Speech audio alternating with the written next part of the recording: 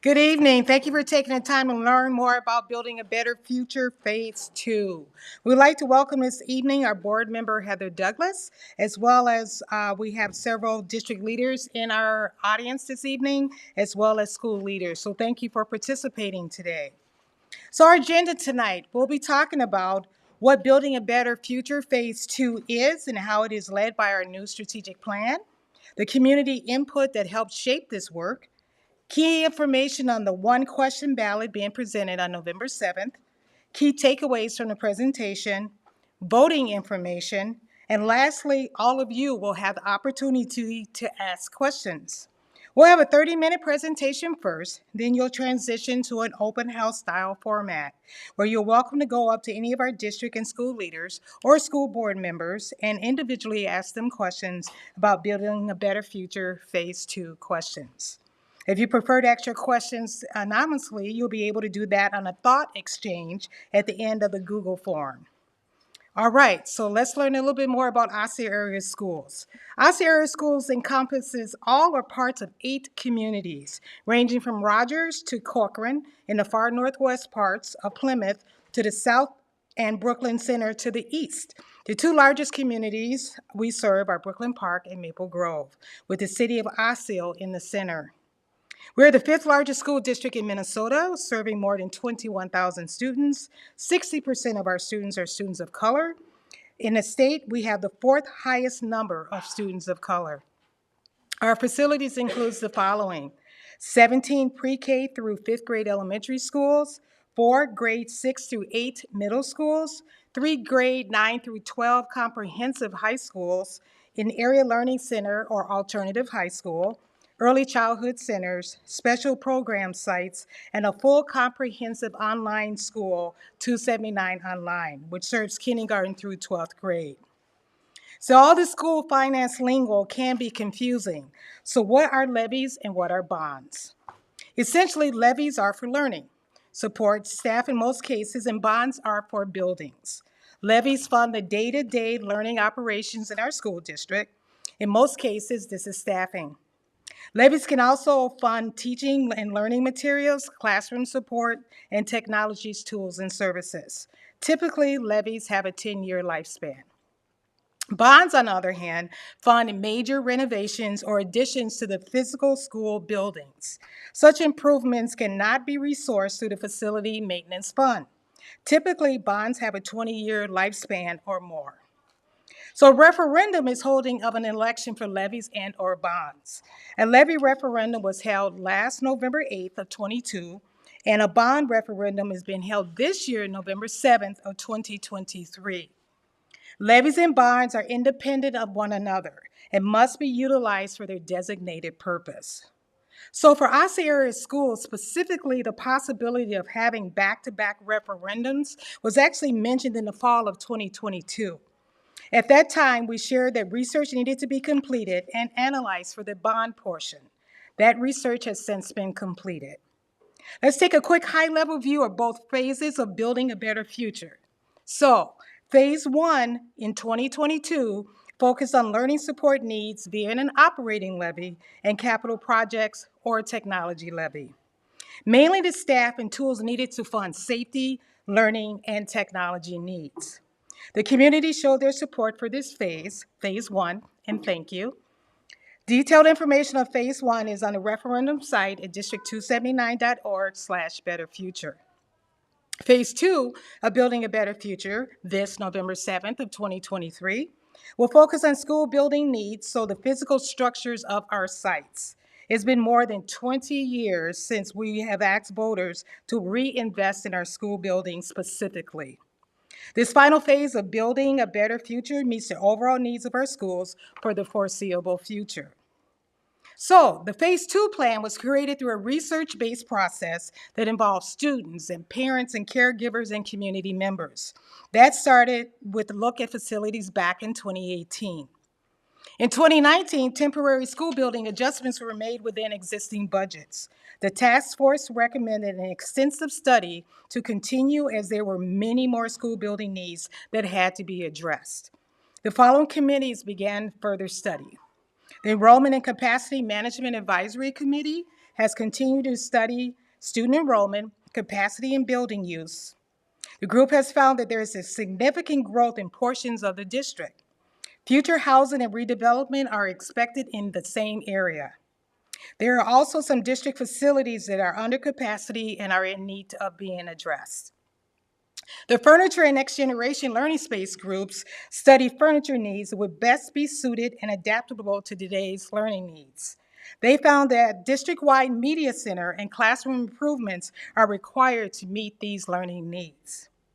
The Career Technical Educational Group looked at the expansions to our career technical education classes at each of our comprehensive high schools and the Osseo Area Learning Center.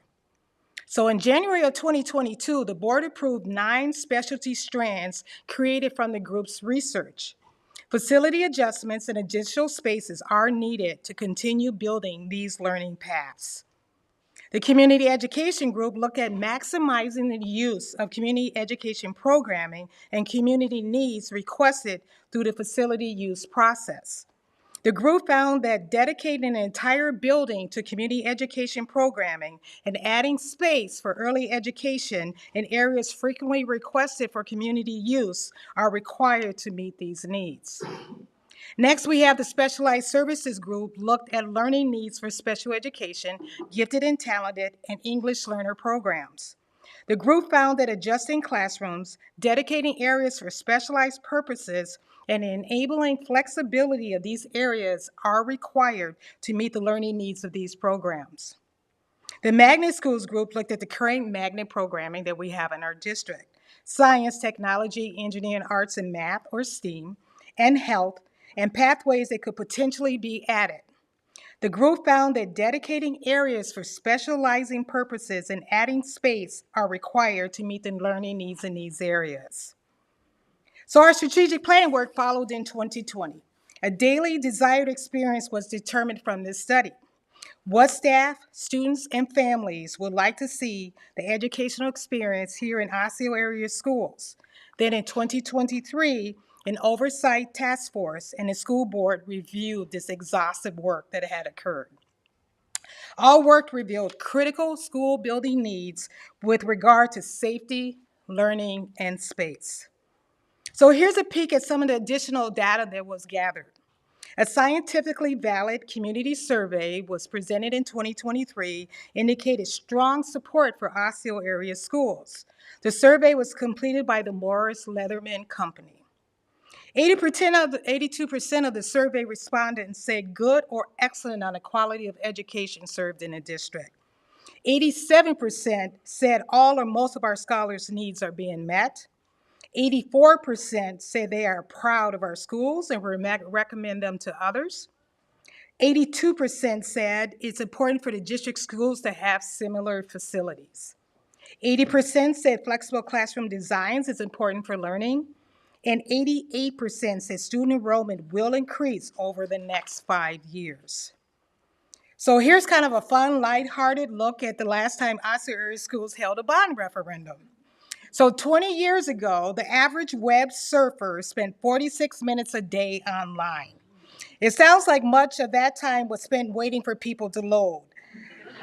16 seconds per page was the norm, and only 9.1% of the world's population was using the internet at that time. AOL, if you remember that.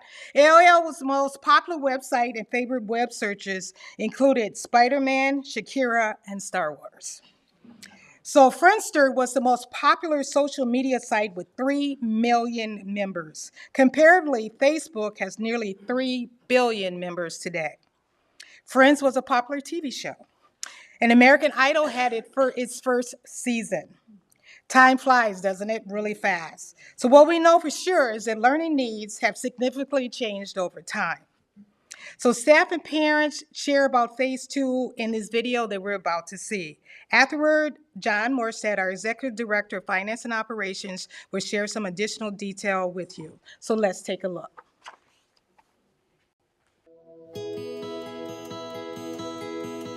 Osseo is an amazing school district, and we provide amazing experiences and opportunities for our students, but we also need the facilities to be able to support those opportunities and experiences. When speaking of Osseo area schools, I just beam with pride. We want to become that one community for all, that all your voices are valued and heard, and pride just beams from everything that we do. When we first asked last year for our taxpayers to support Phase 1, the learning initiatives for Build a Better Future, we mentioned that this is step 1 of 2 steps. Our taxpayers supported us, we're very grateful for that, and now we are here with Phase 2. In Phase 2 of Building a Better Future, residents of Osseo area schools will have the opportunity to address critical school building needs. This will be presented in one question on November 7th's ballot. This question would prioritize secure learning environments with enhanced safety, spaces for math, science, and career programs, specialized learning services, and growing student populations. It would also create similar learning experiences at all district schools, including program opportunities, class size levels, and the functionality of spaces. If approved by voters, the tax impact on a $300,000 home or property would be less than $7 a month. One of the things I appreciate about Osseo is how leaders have engaged parents, students, teachers, administration to look at what does each building, what does each space need. The security landscape is really evolving for school districts, and there's a lot that still needs to be done. Phase 2 is really more about the buildings themselves.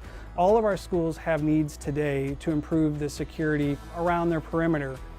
Feeling safe in the environment, in the building that I'm in, it makes me feel calm enough to do my work, knowing that I don't have to worry about any other problems. We have a student population and a staff population that is now 25% larger than when this building was open. The need is there to make this a learning environment that is more conducive to our needs. I was here at Maple Grove in 2008 when I graduated. The lunch line, it was, you walk in, it took a minute to get through. Now it's 5-10 minutes to get through the lunch line because there's so many kids in there, there's no room. My experience here as a special ed teacher is kind of just go with the flow of things. We have about 150 students, and with that we have 3 classrooms that we can use. We've lost some breakout rooms that we're supposed to be using, and those breakout rooms used to be able to do that one-on-one instruction that our students need. As I move to 2 sections of 7 classrooms per grade level next year, we don't have the physical space. Our school is a STEAM magnet, and the room that we're standing in right now is our maker space. If this referendum passes, then we will have the opportunity to provide learning spaces where our kids can have hands-on, minds-on experiences. Obviously, the world is changing consistently, constantly. If we don't create opportunities in schools for kids to be prepared to function in that world of change, we are going to be behind. Traditional classroom setting is very much built to provide for the group. And what we know now more than ever is each student has their individual skill sets, they have their individual learning styles. And so what is needed is a flexible learning environment where each student's learning style can be maximized by the instructional delivery, complemented by the classroom setting. Individualized learning is meeting the scholar where they're at, whether that means they're a gifted kid or they need interventions or they're an ELL student, and making sure that we've got the space and the resources and the tools to promote that type of learning, whatever they need. The Build a Better Future plan, it is an intentional plan to utilize our resources for the benefit of our students, for the benefit of our staff, to enhance the pride in our various communities, and I'm proud to be a part of it. I see our vision for Osseo area schools is to address the needs and the dreams of our students. So whether that be how they learn in the environment they're learning, what they want to learn in their environment, or even what they want to do once they leave Osseo area schools. We want to ensure that their goals are met, the parents' goals are met, and the community goal is met in ensuring that our students receive what they need. Early voting starts Friday, September 22nd, and Election Day is Tuesday, November 7th. Learn more on how your ballot can impact building a better future at Osseo area schools by visiting district279.org/Better Future.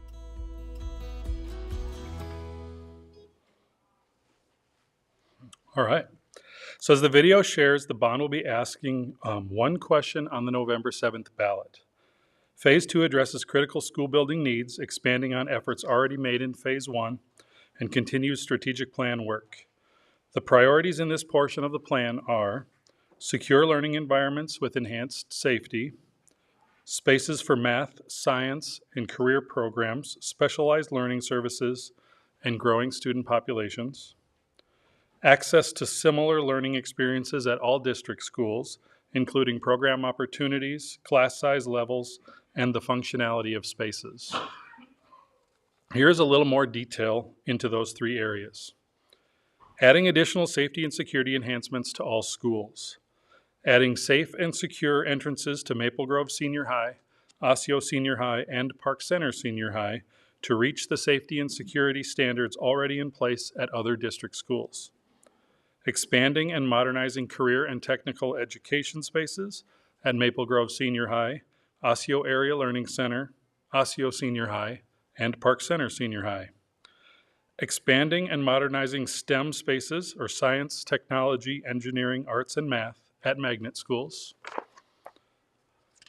Updating classrooms at all schools to accommodate various learning needs, including the specialized services of special education, gifted and talented, and multilingual learners. Updating classrooms and common areas with new furniture and flexible learning spaces at all schools. Modernizing library media centers to be more resourceful and accommodating to teaching and learning needs at all schools. Adding an outdoor classroom to elementary and middle schools currently without such a space. Repurposing an existing elementary school to meet community education programming needs, including early childhood learning, adult basic ed, and enrichment opportunities birth through adult. Adding classrooms and a larger cafeteria at Maple Grove Senior High to address current and predicted space constraints, and adding an elementary school in Northwest Maple Grove to address current and predicted space constraints. You'll notice that some of our messaging is divided by area. The flyers shown here, for instance, have the colors of each of our traditional high schools. The details on them talk about that particular high school and middle school or middle schools that reside within each of those cities, as well as the elementary schools within those cities. For the Osseo flyer, the feeder elementary schools are also included. The content on them is similar to what is just being shared, but categorizes the needed improvements by area more specifically. Looking at the ballot, what voters will fill out on their ballot is this one question that you see here. You'll notice that we had some latitude to be a little bit more specific this time around. That level of detail is only possible with a bond referendum. This gives you an idea of the tax impact. The cost is $7 per month for the average $300,000 valued home in Osseo area schools. $7 on November 7th. Of course, not every residential unit falls within this figure. I'd encourage community members to go to the tax impact calculator in the FAQ section of our website at district279.org/betterfuture. This resource is available to assist residential, commercial, and apartment or non-homestead property owners. One additional note, our average home value did increase since the 2022 referendum. Last year, $250,000 was the average value home. This year it's $300,000. That's why you see us bolding the $300,000 number now. So just want to show you some examples of how our school building needs might be addressed, visually speaking, if the referendum were to be approved by voters. Committees would be made of staff, family, and community members to determine the final direction, again, if the referendum were to be approved. So what happens if the bond referendum fails? School building projects to improve safety and security would not proceed. Crowded conditions and large class sizes would continue. Attendance boundary adjustments would be required at the elementary, middle, and high school levels to provide relief, which is estimated to move up to 6,000 students from their current schools. Such changes would be reoccurring because of continually growing student enrollment, resulting in increased service costs and longer bus rides. School buildings and learning spaces would continue to age and become less relevant. This would limit learning resources demanded by our students and families, particularly in math, science, and career learning spaces, specialized learning spaces, and library media centers. Inconsistent learning experiences would continue. Budget cuts would ultimately be required. These cuts are projected to be at least $31 million or approximately 300 jobs. Attendance boundaries will change regardless of the outcome of the election. If approved, attendance boundaries will change at the elementary and middle school levels. This means fewer students would be impacted. Additionally, parameters would be adhered to more positively, as an example, more reasonable bus rides. If not approved, attendance boundaries would change at the elementary, middle, and high school levels. Excuse me. This means more students would be impacted, and additionally, parameters may not be adhered to, or as an example, again, longer bus rides, as these would be ineffective changes and may happen year after year. At this time, I will turn it back to Dr. Heil. So this summarizes things well. It's the 10 reasons why a bond referendum is being held this fall. So number 10, it's like David Letterman here. Number 10, continues phase 1 and strategic plan work. Building a Better Future, phase 2 builds upon the work already started in phase 1 and the district's new strategic plan. These are set to provide our families with the learning experiences they desire and what they deserve. Number 9, evaluation revealed the needs. 7 committees, study groups extensively looked at school building needs. Their work revealed critical safety, security, teaching and learning, and building space needs. The Oversight Task Force reviewed all of these needs and made final recommendations to the school board, the Phase 2 plan. Along this research journey, staff, families, and community members were all involved. Number 8, survey respondents agreed on the needs. Surveys show that the majority of community members see the need for proposed projects with the Build a Better Future Phase 2 plan. Additionally, more than 80% of respondents said that flexible learning spaces and having a consistent offerings among school buildings are important. Almost 90% believe student enrollment will increase over the next 5 years. Number 7, aging school buildings. The average age of our school buildings is 47 years old. The newest school, Woodland Elementary, opened in 2002. The oldest school, Osseo Senior High School, opened in 1952. School buildings needs have significantly changed over time. Number 6, inconsistent learning experiences. Although there's lots of efforts have been put into providing consistency among district schools, inconsistency continues to be a reality. This includes how spaces function, the type of learning opportunities available, and class size levels. Number 5, overcrowded schools with more students coming. Extensive research shows that student enrollment is going to continue to grow. Schools in growth areas are experiencing higher class sizes, classes on carts, tight hallways, and common areas, and lunches standing up on the floor or on the windowsill.